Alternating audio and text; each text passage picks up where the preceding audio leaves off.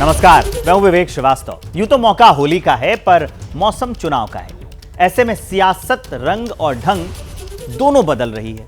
Netaji media के सामने कुछ कहते हैं, पर्दे के पीछे कुछ कहते हैं, और इन सब के बीच गठबंधन की गाड़ी सीट बंटवारे के ब्रेकर पर अटक गई है। अब बिहार को ही ले लीजिए। जब पूरे देश पर होली का खुमार चढ़ रहा है, बिहार में आरजेडी और कांग्रेस के बीच सीट बंटवारे वाले समीकरण पर खटास वाला रंग चढ़ने लगा है।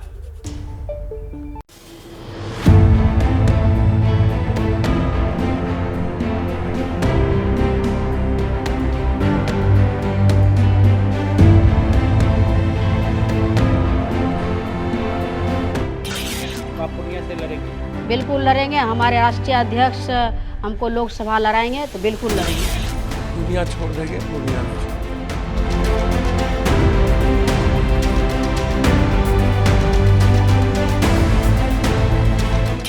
कि फर्स्ट फेज बहुत करीब था और होली की छुट्टियां थी, वो सब हम लोग उसको मिल बैठ करके सुलझा रहे हैं।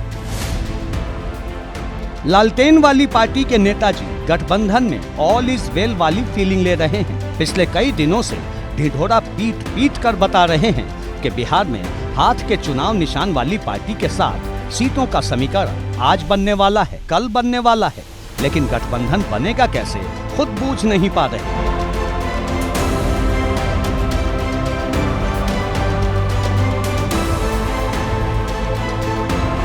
कमाल तो ये है कि इन्हीं की पार्टी के नेता और कार्यकर्ता जिस सीट पर दावा ठोक रहे हैं, उसी सीट पर दावा हाथ के चुनाव निशान वाली ग्रैंड ओल्ड पार्टी कांग्रेस का भी है। बिहार की पूर्णिया सीट पर आरजेडी और कांग्रेस के बीच तलवारें खिंची हुई है। कैसे, सुनिए।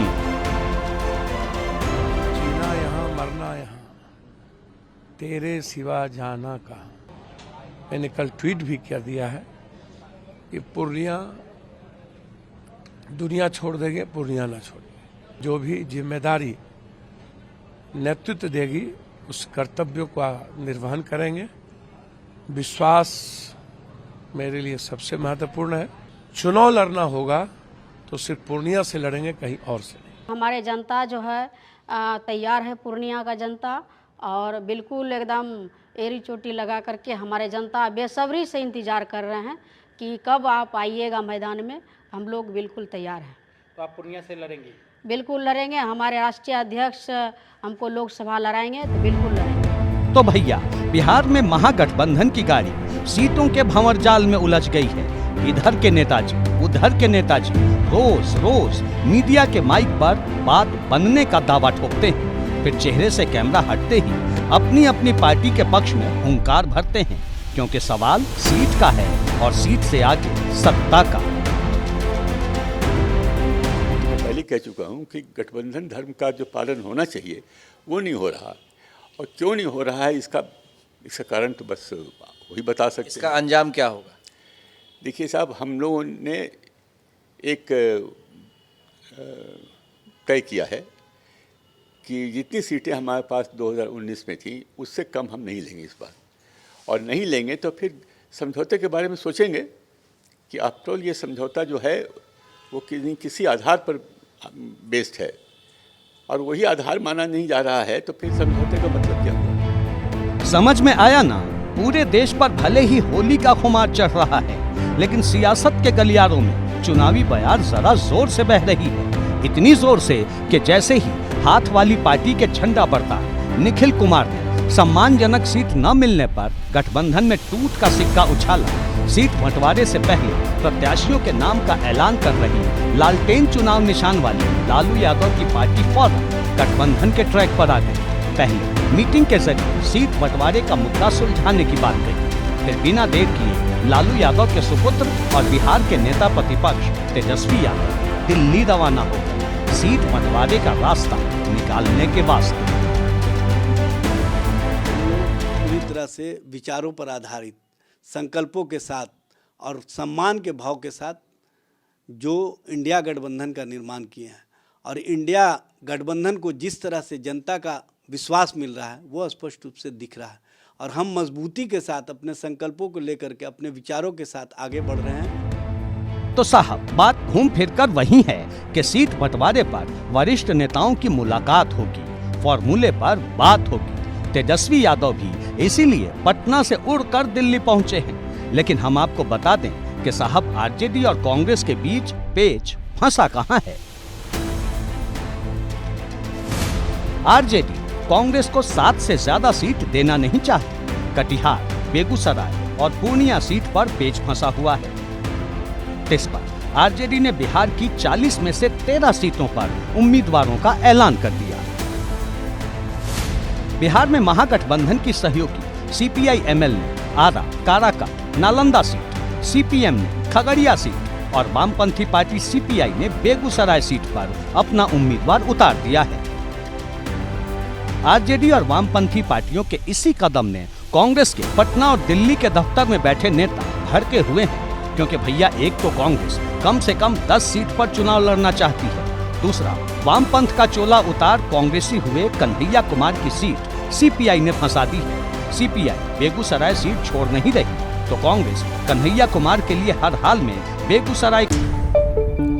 अब इस वक्त की बड़ी खबर जान लीजिए।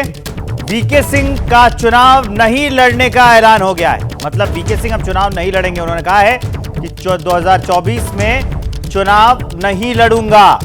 वीके सिंह का साफ ऐलान है। गाजियाबाद से बीजेपी के सांसद है वीके सिंह। अभी कयास लगाए जा रहे थे कि चुनाव लड़ेंगे कि नहीं लड़ेंगे, अभी साफ हो गया। कानपुर सांसद सत्यदेव पचौरी ने भी इनकार किया है। नीरज पांडे फोन लाइन पर है, उनके पास होती है जानकारी। नीरज, क्यों इनकार किया है? अंदर की खबर क्या है? क्यों कह दिया कि नहीं लड़ेंगे? जनरल वीके सिंह 2 बार एमपी रह चुके हैं।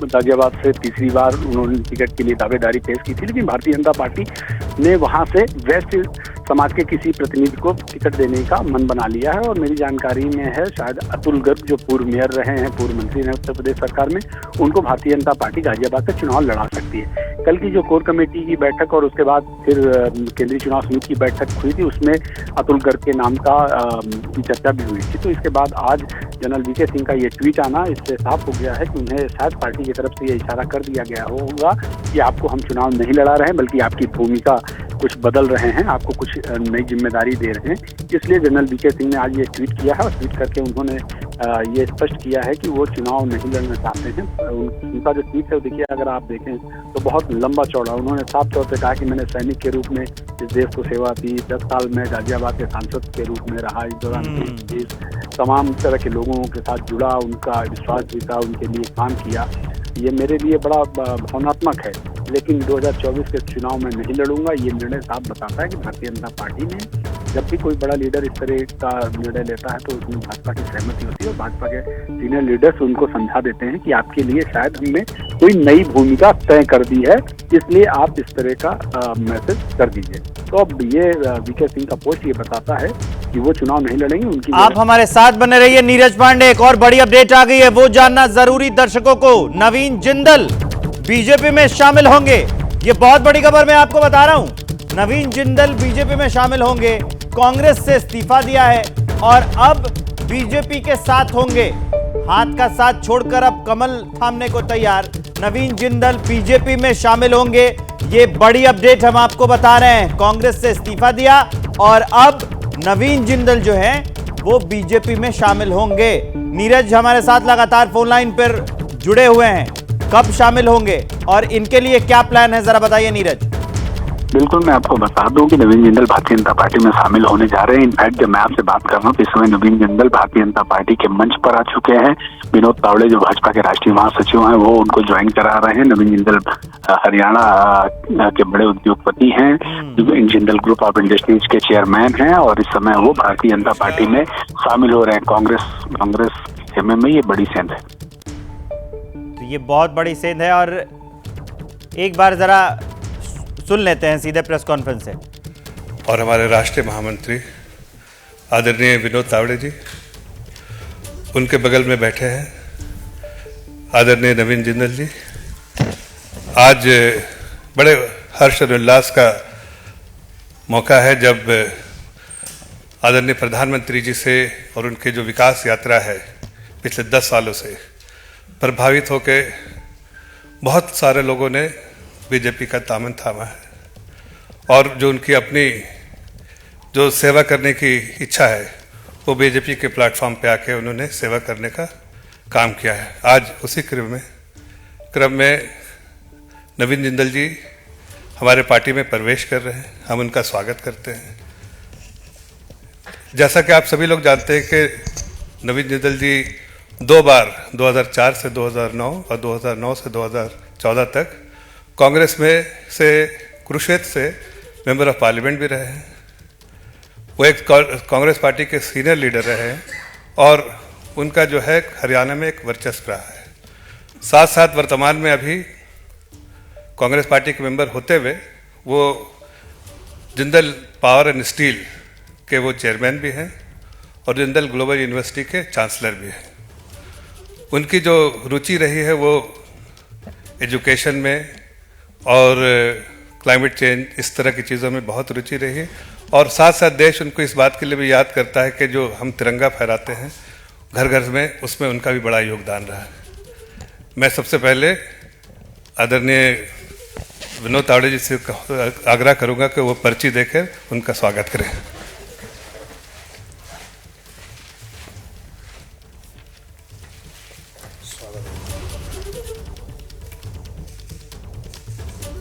नवीन जिंदल बीजेपी में शामिल हो रहे हैं। ये तस्वीरें हम आपको दिखा रहे हैं। हरियाणा में इनका खासा प्रभाव है और ये कांग्रेस में थे और अभी ये बीजेपी की सदस्यता ग्रहण कर रहे हैं। उस वक्त की तस्वीरें हम आपको दिखा रहे हैं। तो 24 के चुनाव से पहले हरियाणा को साधने के लिए ये भी एक बीजेपी का बड़ा दांव हो सकता है। जिस क्षेत्र से ये आते हैं, कांग्रेस में थे, वहाँ इनका प्रभाव भी था। अब क्योंकि उद्योगपति रहे हैं तो अच्छी खासी साख भी है। अब ये बीजेपी के साथ हैं। हम वही अपडेट आपको दिखा रहे हैं। बीजेपी मुख्यालय से सीधी तस्वीरें हम आपको दिखा रहे हैं। नमस्कार। जैसे मैंने सुबह कहा कि एयर चीफ मार्शल आए, फिर तमिलनाडु में इंडियन एडमिनिस्ट्रेटिव सर्विस में काफ़ी लंबे समय काम किए हुए राव साहब ने प्रवेश किया। अभी एक इंडस्ट्रियलिस्ट और एक राजनीतिक नेता ऐसे नवीन जिंदल जी का भारतीय जनता पार्टी में उन्होंने आज ज्वाइन किया है। कुछ समय पहले उन्होंने ट्विटर के द्वारा कांग्रेस पार्टी का अपना इस्तीफा भी पार्टी के कांग्रेस के नेताओं को भेजा है। और मुझे लगता है कि नवीन जिंदल जी जैसे व्यक्ति इस भारतीय जनता पार्टी की माननीय नरेंद्र मोदी जी के नेतृत्व में विकसित भारत वाले यात्रा में जुड़ना, एक ऐसी पर्सनैलिटी है जो इंडस्ट्रियलिस्ट भी है, जो इकोनॉमी में एक बड़ा रोल प्ले करती है, राजनीतिक नेता के नाते, सांसद के नाते डिफेंस की स्टैंडिंग कमेटी पे काम किया है, एक्सटर्नल सिविल एविएशन के इसमें काम किया है, स्पोर्ट्स में रुचि रखने वाले स्पोर्ट्स पर्सन के नाते भी उनके अपनी पहचान। बिहार में गठबंधन की गाड़ी हिचकोले खा रही है तो महाराष्ट्र में सीट बंटवारे की उलझन सुलझ ही नहीं पा रही है। इंडिया गठबंधन के महाराष्ट्र वर्जन यानी महाविकास अघाड़ी के नेता कह तो कई दिनों से रहे हैं कि मामला सुलझ जाएगा, आज सुलझ जाएगा, कल सुलझ जाएगा, लेकिन कैसे सुलझेगा, इस सवाल का जवाब उनके पास भी नहीं है। महाराष्ट्र में यही हाल एनडीए का भी है। बैठ के बात कर रहे हैं हम लोग, चल रहा है, उसमें चर्चा चल रही है। वो जब अंतिम होगा तब हमें बताएं। और गठबंधन का ये 2 दिन में क्लियर हो जाएगा। देश की ग्रैंड ओल्ड पार्टी के महाराष्ट्र प्रदेश अध्यक्ष नाना पटोले का टेप पिछले 20-25 दिनों से इसी एक बयान पर अटका हुआ है। ना वो इससे आगे बढ़ते हैं, ना पीछे हटते हैं। वैसे महाराष्ट्र में गठबंधन की गाड़ी भी नाना पटोले के बयान की तरह ही एक ही जगह पर अटकी हुई है, मतलब सीट बंटवारा।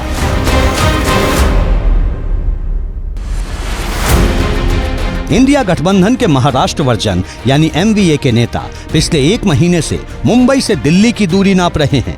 सीट बंटवारे के नाम पर हो रही मीटिंग में बढ़िया बढ़िया खाना चाप रहे हैं, चुनावी बयार को भांप रहे हैं, लेकिन सीट बंटवारे के फॉर्मूले के सवाल पर एक ही बयान अलाप रहे हैं। वंचित, शोषित, पीड़ित, पिछड़ा, अति पिछड़ा जो वर्ग महाराष्ट्र में भी है, वो चाहता है कि इस बार तानाशाही को हम खत्म कर देंगे। इस बार हम एक साथ मिलकर संविधान की रक्षा करेंगे और जो संविधान के दुश्मन है उनके खिलाफ हम एकजुट होकर लड़ाई करेंगे। ये पूरे समाज की धारणा महाराष्ट्र में है। उद्धव ठाकरे की पार्टी का झंडा उठाने वाले इन नेताजी के बयान पर ध्यान दीजिएगा, फिर ये बयान सुनिएगा। महाविकास आघाड़ी का हिस्सा नहीं है, वो अलग आइडेंटिटी है और अलग आइडेंटिटी। ये तीनों का मामला जो है 15 सीटों पर अटका हुआ है। 10 सीटें जो है कांग्रेस और शिवसेना में फंसा है, 5 सीटें जो है वो तीनों में फंसा हुआ है। जब तक उनका फैसला नहीं होता तब तक हमारी बात कहाँ से आई। बूझे आखिर महाराष्ट्र में गठबंधन वाली गाड़ी अटकी कहाँ है। अब आप ये भी जान लीजिए कि प्रकाश आंबेडकर की पार्टी महाराष्ट्र की कुछ ही सीटों पर असर रखती है, मगर उन्हें गठबंधन में कम से कम 3 सीटें चाहिए थी, जिस पर उद्धव ठाकरे की शिवसेना, शरद पवार की एनसीपी और कांग्रेस ने नो का सिग्नल दे दिया तो साहब रूठ गए, और रूठ गए सो रूठ गए। साहब ने कांग्रेस को 26 मार्च की डेडलाइन भी दे डाली। काहे बताएंगे, पहले बयान सुनिए। 26 तारीख को इनका कोई फैसला नहीं होता तो हम लोग अपनी पॉलिसी जो है वो डिक्लेयर करेंगे, हम इलेक्शन में क्या करना चाह रहे हो। इसलिए हम लोग का पॉलिटिकल लाइन जो लेना है वो हम लोग ने ले चुके हैं। अब घिसे पीटे चीज़ों में हम लोग को कोई इंटरेस्ट नहीं है। क्या 27 तारीख को प्रकाश आंबेडकर अकोला से फॉर्म भरने जा रहे हैं? 27 तारीख को मैं अपना फॉर्म भरने जा रहा हूँ और 26 तारीख आखिरी दिन होगा मेरे ख्याल से, जिस पे जो है वो हम लोग इनकी इंतज़ार करेंगे और अपनी पॉलिसी जो है वो डिक्लेयर करेंगे। अब समझिए, महाराष्ट्र में बहुजन का झंडा उठाए प्रकाश आंबेडकर आखिर क्यों 26 मार्च की डेडलाइन दे रहे हैं। क्योंकि पहले चरण में महाराष्ट्र की 5 सीटों पर मतदान होना है, जिन पर नामांकन की आखिरी तारीख 27 मार्च है। अब नेताजी भले ही बहुजन का झंडा उठाएं, लेकिन अपना सियासी नुकसान तो नहीं करेंगे। वैसे फायदे और नुकसान के गणित में एनडीए की नैया भी गोते लगा रही है। महाराष्ट्र में इंडिया गठबंधन की तरह ही एनडीए में भी सीट बंटवारे वाली बात अंजाम तक नहीं पहुंच रही। ये बात और है कि सीट बंटवारा फाइनल करने के लिए एनडीए के नेता मुंबई से दिल्ली तक जोर लगा रहे हैं। मीडिया के कैमरों पर ऑल इज वेल वाली बतकही बतिया रहे हैं, लेकिन वास्तविक स्थिति क्या है उसी को छिपा रहे हैं। महाविकास आघाड़ी भी आज बैठक कर रही है, उनके भी आज जो है सीट शेयरिंग पे फैसला आने की उम्मीद है। देखिए, वो 2.5 महीने से बैठक कर रहे हैं लेकिन उनका फैसला नहीं हुआ। हमने एक ही बैठक की, 80% फैसला कर दिया। अब दूसरी बैठक करेंगे, बचा हुआ 20% भी कर देंगे। 2014 से 2019 तक मुख्यमंत्री रहे और अब महाराष्ट्र के उप मुख्यमंत्री देवेंद्र फडणवीस जो कह रहे हैं, समझ रहे हैं ना। साहब ऐसे बता रहे हैं जैसे सब कुछ तय हो गया हो, लेकिन कहानी इतनी आसान नहीं भैया। ऑल इज वेल का दावा करने वाले ये नेताजी सीट बंटवारे का मसला सुलझाने के लिए लगातार दिल्ली के चक्कर लगा रहे हैं। खबर है कि देवेंद्र फडणवीस शनिवार को भी दिल्ली पहुंचे थे। लौटकर मुंबई पहुंचे तो सीएम आवास पर एनडीए में शामिल एकनाथ शिंदे और अजित पवार के साथ मीटिंग में बिजी हो गए। महाराष्ट्र में बीजेपी 20 सीटों पर उम्मीदवार घोषित कर चुकी है, जबकि 8 लोकसभा सीटों पर अभी भी पेच फंसा हुआ है। दिलचस्प है कि जिन 8 सीटों पर बात अटकी हुई है, उन पर गठबंधन का कोई भी दल पीछे हटना नहीं चाहता। शिरूर और मावल सीट पर एनसीपी और शिवसेना की दावेदारी है, जबकि नासिक सीट पर शिवसेना, एनसीपी और बीजेपी की दावेदारी है। बुल्ढाना, संभाजीनगर और रत्नागिरी सिंधुदुर्ग सीट न बीजेपी छोड़ना चाहती है और न शिवसेना। गढ़चिरौली और भंडारा गोदिया सीट पर एनसीपी और बीजेपी के बीच बात फंस गई है। तो साहब, लोकसभा चुनाव के पहले चरण के मतदान में महज 26 दिन बचे हैं और गठबंधन में सीट बंटवारे का मुद्दा है कि सुलझ ही नहीं रहा।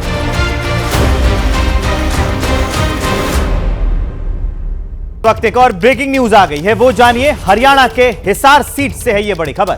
रणजीत चौटाला बीजेपी के प्रत्याशी होंगे। सूत्रों के हवाले से ये खबर हम आपको बता रहे हैं। हरियाणा में अभी मंत्री हैं रणजीत चौटाला, फिलहाल निर्दलीय विधायक है रणजीत चौटाला, और अभी जो बड़ी खबर आ रही है कि रणजीत चौटाला जो है वो बीजेपी के प्रत्याशी होंगे। बड़ी अपडेट हम आपको बता रहे हैं। अभी वो निर्दलीय विधायक हैं रणजीत चौटाला और अभी वो बीजेपी के प्रत्याशी हो सकते हैं हिसार से। ये बड़ी अपडेट। अब चलिए आगे बढ़ते हुए आपको दिखाते हैं द केजरीवाल फाइल्स। दिल्ली के मुख्यमंत्री और आम आदमी पार्टी के राष्ट्रीय संयोजक अरविंद केजरीवाल की गिरफ्तारी का मुद्दा धीरे धीरे गर्माता जा रहा है। एक तरफ केजरीवाल से लगातार ईडी की पूछताछ जारी है, आरोप है कि केजरीवाल जांच में सहयोग नहीं कर रहे। दूसरी तरफ आम आदमी पार्टी देश के अलग अलग जगहों पर प्रदर्शन कर रही है।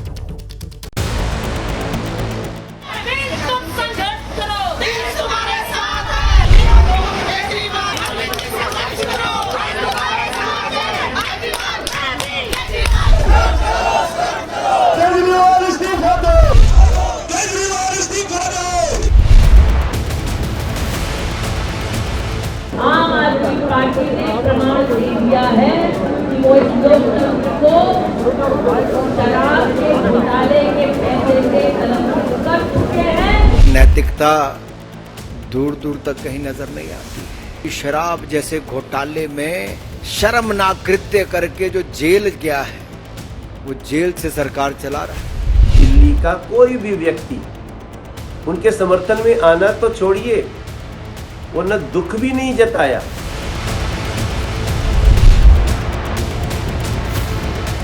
देश के प्रधानमंत्री जी तानाशाही पूर्ण रवैया अपनाते हुए लोकतंत्र की हत्या करके अरविंद केजरीवाल जी को गिरफ्तार करने की साजिश हो रही है। मोदी शाह की राजनीति सिर्फ आम आदमी पार्टी को खत्म नहीं करना चाहती। इस देश में जितने भी प्रादेशिक पार्टियां हैं, रीजनल पार्टियां हैं, सबको खत्म करना चाहती है। ये तानाशाह एक इंच भी किसी भी विपक्ष को देने के लिए तैयार नहीं है।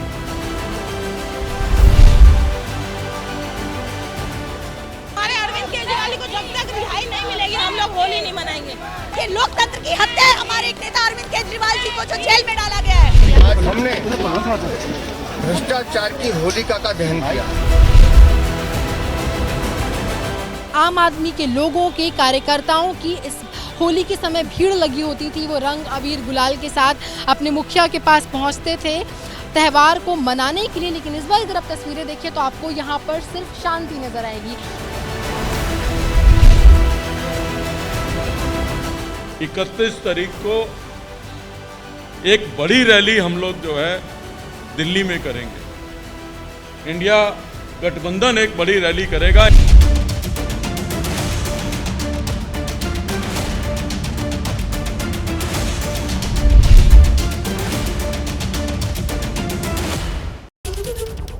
अब क्या? आम आदमी पार्टी के राष्ट्रीय संयोजक और दिल्ली के सीएम अरविंद केजरीवाल की गिरफ्तारी और सामने होली का त्योहार। ऐसे में यही सवाल है, सबके सामने है। ईडी लगातार केजरीवाल से पूछताछ कर रही है, लेकिन खबर है कि ईडी को संतोषजनक जवाब नहीं मिल रहे हैं। खबर यह भी है कि शराब घोटाले के समय केजरीवाल जिस फोन का प्रयोग कर रहे थे वो भी गायब है। दूसरी तरफ केजरीवाल की गिरफ्तारी के विरोध में इंडिया गठबंधन दिल्ली में 31 मार्च को एक बहुत बड़ी रैली करने वाला है, जिसमें सभी विपक्षी दल हिस्सा लेने वाले हैं। लेकिन उससे पहले पार्टी दफ्तर और पार्टी नेताओं के घर खामोशी है, सन्नाटा है। मेरी मौजूदगी इस वक्त दिल्ली के जो पूर्व उप मुख्यमंत्री हैं मनीष सिसोदिया, उनके आवास पर है। यहाँ पर बिल्कुल शांति छाई हुई है। अमूमन जो तस्वीरें होती थी यहाँ पर कार्यकर्ताओं का, समर्थकों का तांता लगा होता था। आम लोग भी मिलने आते थे, रंग अबीर गुलाल लेकर उनके साथ मनाने आते थे। संजय सिंह के घर के बाहर बड़ी तादाद में लोगों का तांता लगा रहता था। भीड़ रहा करती थी उनका इंटरव्यू लेने के लिए, जानने के लिए, उनके साथ होली सेलिब्रेट करने के लिए। त्योहार वो मौका नहीं रहा है जब वो अपनी फैमिली के साथ बैठ पाए हों और मौज मस्ती कर पाए हों। सत्येंद्र जैन को प्रवर्तन निदेशालय यानी ईडी ने 30 मई 2022 को गिरफ्तार किया था। होली का त्योहार उनके परिवार को अब उनकी गैर मौजूदगी में ही मनाना पड़ेगा, क्योंकि अब जमानत खत्म हो जाने के बाद सत्येंद्र जैन फिर से तिहाड़ जेल लौट गए हैं। आम आदमी के लोगों के कार्यकर्ताओं की इस होली के समय भीड़ लगी होती थी। वो रंग अबीर गुलाल के साथ अपने मुखिया के पास पहुंचते थे त्यौहार को मनाने के लिए। लेकिन इस बार अगर आप तस्वीरें देखिए तो आपको यहाँ पर सिर्फ शांति नजर आएगी।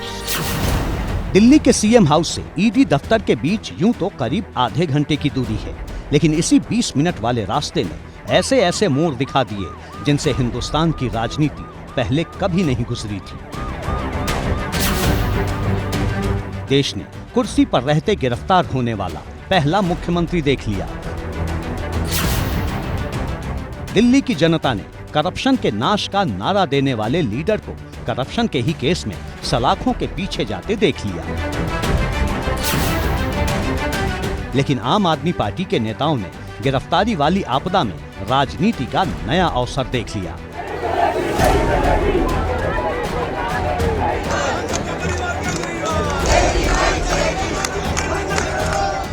अब होली के हंगामे से पहले सीएम के घर पर सन्नाटा देख लिया।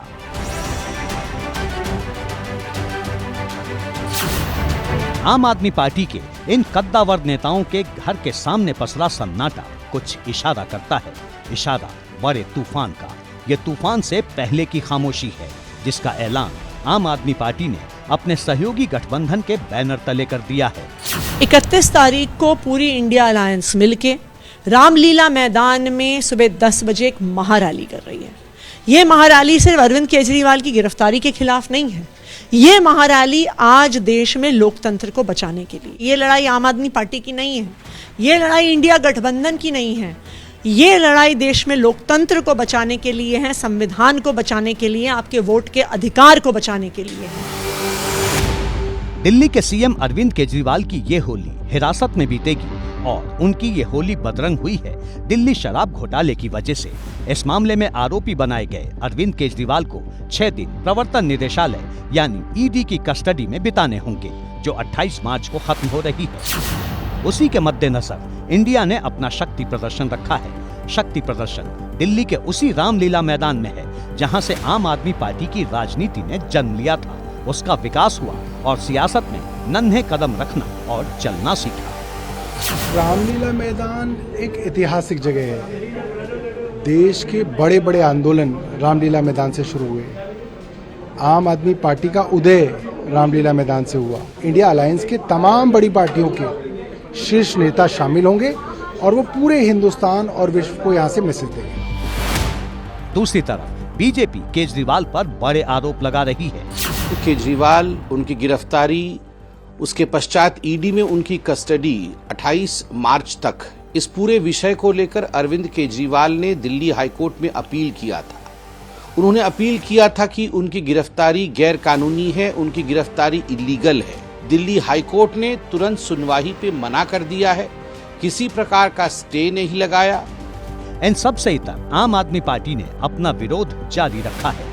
पूरी दिल्ली में हर विधानसभा क्षेत्र में हर विधायक और हमारे सारे पार्षद अपने अपने इलाके में कैंडल मार्च निकाल रहे हैं। इस देश में आज लोकतंत्र की हत्या हो रही है। चुनाव की घोषणा के बाद एक राष्ट्रीय पार्टी के राष्ट्रीय अध्यक्ष को गिरफ्तार कर लिया जाता है, एक राष्ट्रीय पार्टी के बैंक अकाउंट को सस्पेंड कर दिया जाता है।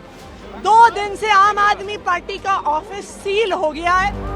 कानून के पलड़े पर तोला जाए तो केजरीवाल को जेल से सरकार चलाने में कोई अड़चन नहीं है, लेकिन सवाल सिर्फ नियमों का नहीं, व्यवहारिकता का भी है।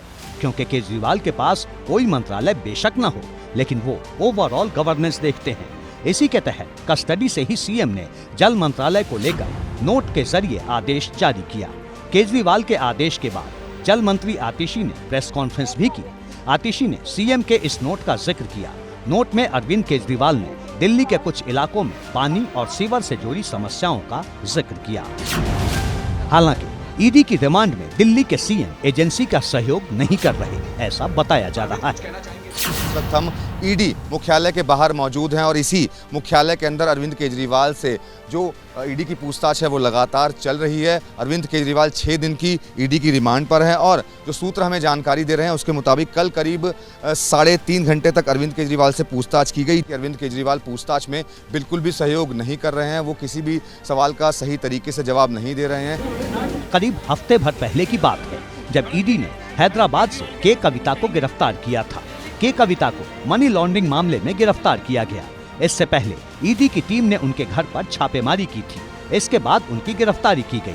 कविता भी 3 दिन की रिमांड पर हैं। ऐसे में बहुत संभव है कि आबकारी घोटाले में दोनों को आमने सामने बिठाकर उनसे पूछताछ की जाए।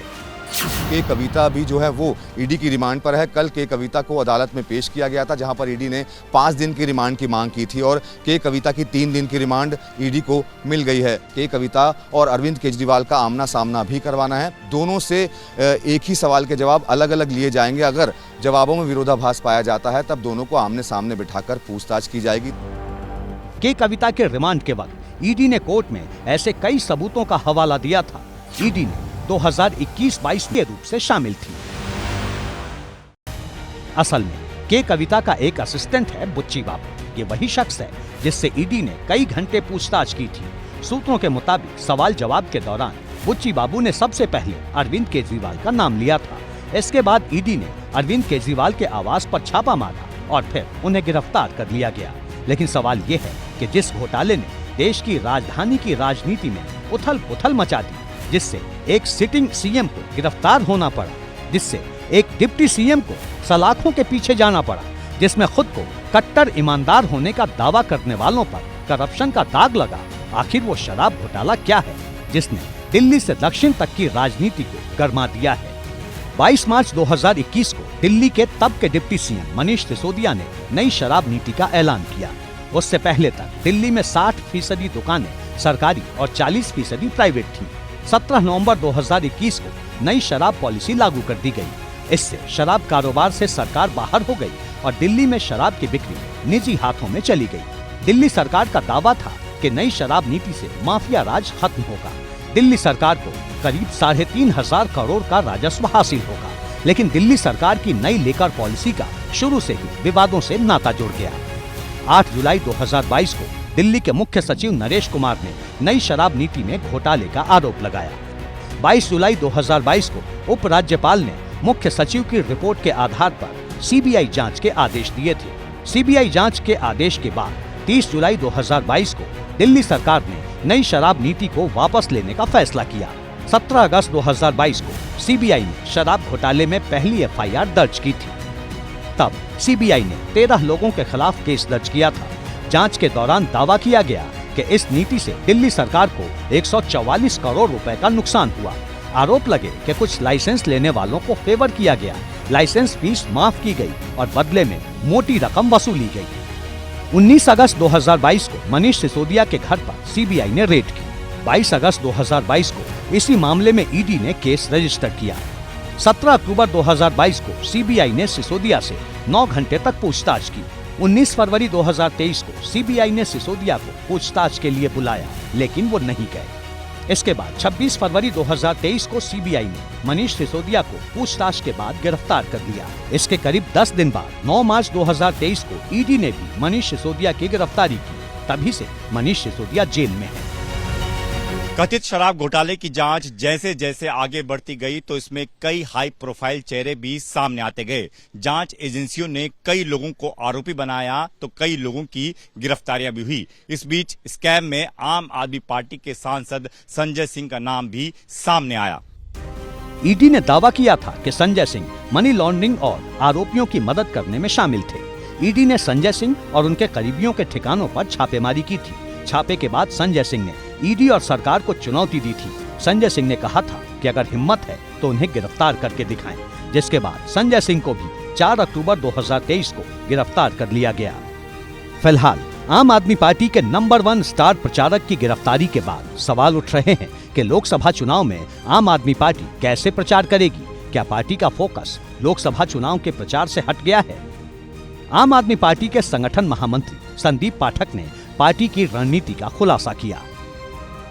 दिल्ली के हर परिवार में केजरीवाल है, तो भारतीय जनता पार्टी ने केजरीवाल को गिरफ्तार करके बहुत बड़ी गलती कर ली है। कई लोगों के मन में ये संदेह या प्रश्न था कि पार्टी कैसे चलेगी, ये हो जाएगा, वो हो जाएगा। केजरीवाल जी के ऑर्डर से पार्टी पहले भी चलती थी, उनके ऑर्डर से पार्टी अभी भी चलेगी, तो कोई दिक्कत नहीं है। केजरीवाल जी बाहर जितने मजबूत थे उससे कहीं ज्यादा मजबूत जेल के अंदर है। हालांकि आम आदमी पार्टी के पास प्लान भी तैयार है। अरविंद केजरीवाल की गिरफ्तारी के बाद से ही आम आदमी पार्टी लगातार प्रदर्शन कर रही है। दिल्ली ही नहीं बल्कि पंजाब से गुजरात तक प्रोटेस्ट हुए हैं। लेकिन सवाल बरकरार है, सवाल ये कि क्या होगा अगर केजरीवाल की गिरफ्तारी का मामला लंबा चलता है। क्या अरविंद केजरीवाल ही मुख्यमंत्री बने रहेंगे? क्या दिल्ली में आपका नया चेहरा सीएम होगा या फिर केजरीवाल अपने परिवार के हाथों में ही सत्ता रखेंगे? वैसे रिमांड पर जाने के बाद से ही अरविंद केजरीवाल साफ कह चुके हैं कि वही मुख्यमंत्री रहेंगे, सलाखों के पीछे से ही सरकार चलाएंगे। आम आदमी पार्टी के नेता भी यही कह रहे हैं, लेकिन इन सब के बीच सुनीता केजरीवाल भी मैदान में कूद चुकी हैं। अब इसके बाद आपको लिए चलता हूं सीधा जयपुर। वहां से बड़ी खबर आ रही है राजस्थान से। जयपुर से कांग्रेस ने उम्मीदवार बदल दिया है। प्रताप सिंह खाचरियावास अब उम्मीदवार होंगे। सुनील शर्मा की जगह खाचरियावास को टिकट दिया गया है। ये अपडेट हम आपको दे रहे हैं। सुनील शर्मा की जगह पर खाचरियावास को टिकट दिया गया है। प्रताप सिंह खाचरियावास अब उम्मीदवार होंगे। जयपुर से कांग्रेस ने अपना उम्मीदवार बदल दिया है। इसके पीछे कई कारण और कई विवाद भी हो सकते हैं, लेकिन फिलहाल अपडेट यह है कि अब उम्मीदवार बदल दिया है।